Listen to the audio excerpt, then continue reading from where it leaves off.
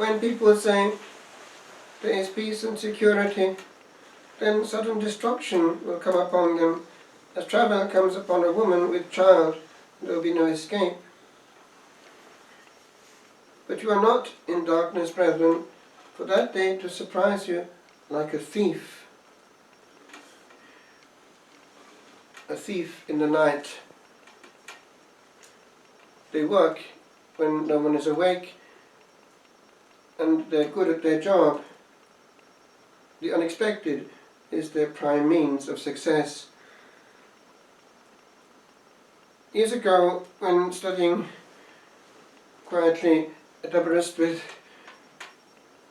in the mid-70s, a letter came from La Trappe, where I was in contact with at a distance, and the novice master said, "Le Seigneur est venu comme un voleur dans la nuit." The Lord has come like a thief in the night. Oh yes, what does he mean? Well, apparently what had happened was this. The abbot that I had known had stepped down. He was a very holy man, didn't want to change things. He was very keen on maintaining things as they were, on the discipline. And somebody had been brought up from another monastery, from Tamie, Don Irénée. So he was going to take over as superior, and he'd been there, I think, 3 weeks.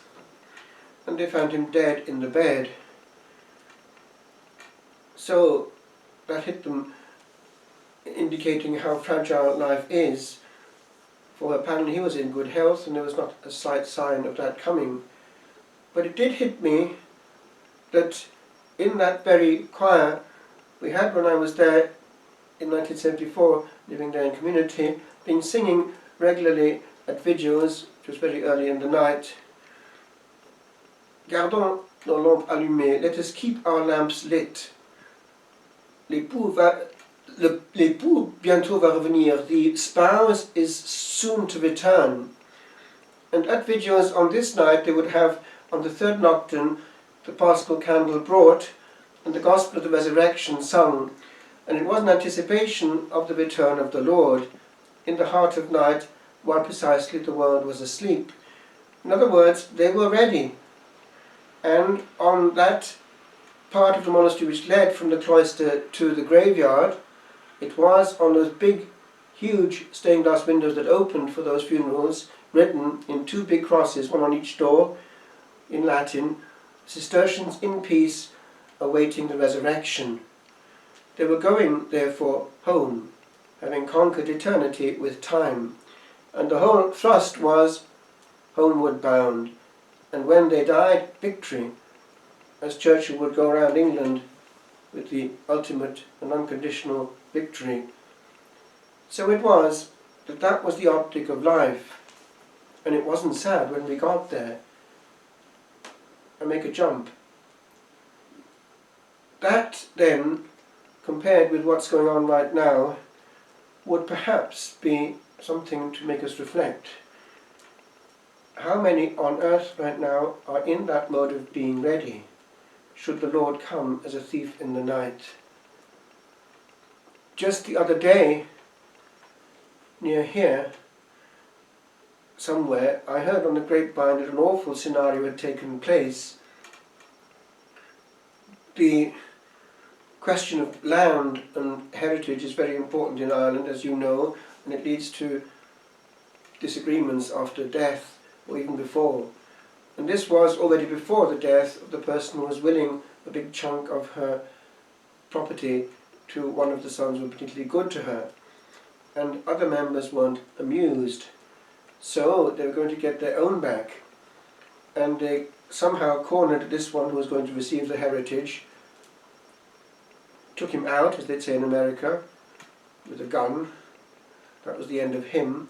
But then it was the brother and also the father, unfortunately, were involved. The brother and the father shot themselves. And what hit me was this, compared precisely with that other calm mode of conquering eternity gladly, no matter when the spouse would come, here we have people crashing into that same person not met as a spouse, but as the Alpha and the Omega with whom they possibly have not engaged too much. And it is not exactly the same way of facing eternity and of realizing that actually there's no coming back. And that very little thought has gone into preparing for it. It's just there all of a sudden before the eyes of the soul, that henceforth see things without any noise or defense possible. Just the naked truth. Oh, it's like that, is it? And there's nothing can be done about it. Time has run out. So I am quite convinced that the high proportion of people going through life as though eternity didn't matter is leading therefore to a large number of surprises of that nature.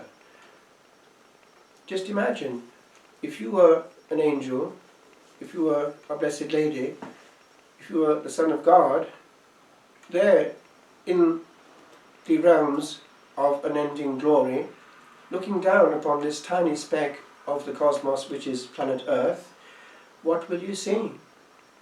You will see a cloud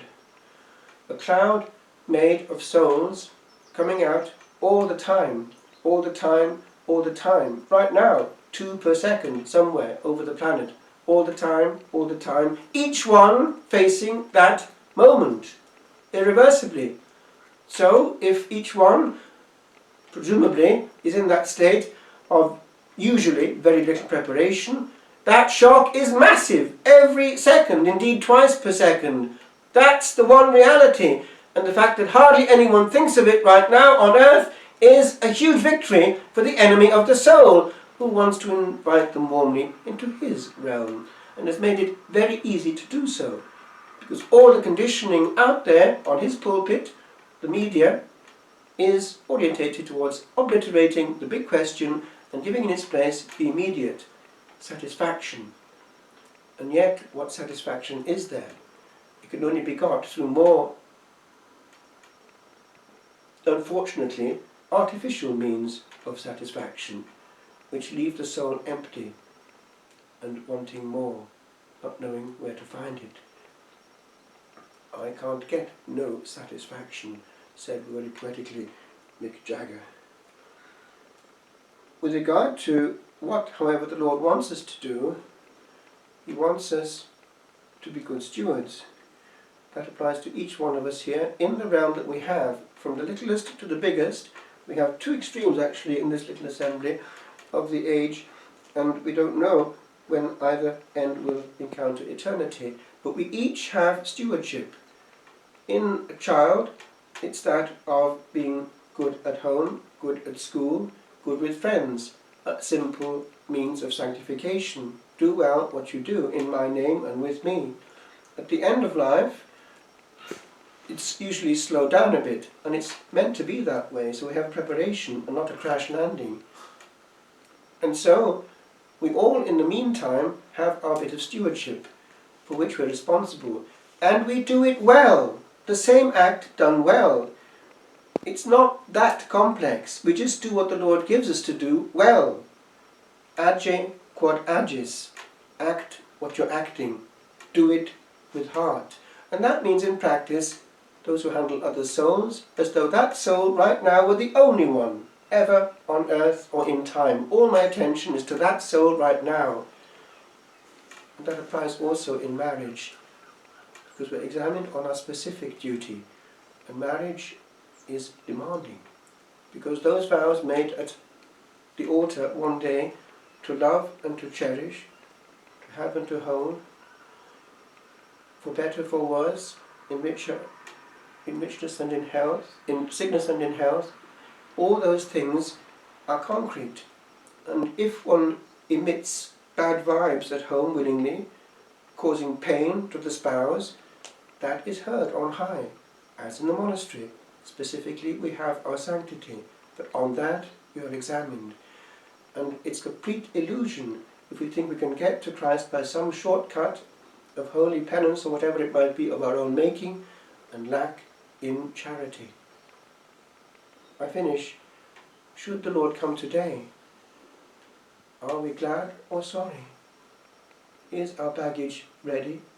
or is there unfinished business? Because this month of November should make us reflect. Time is actually running out.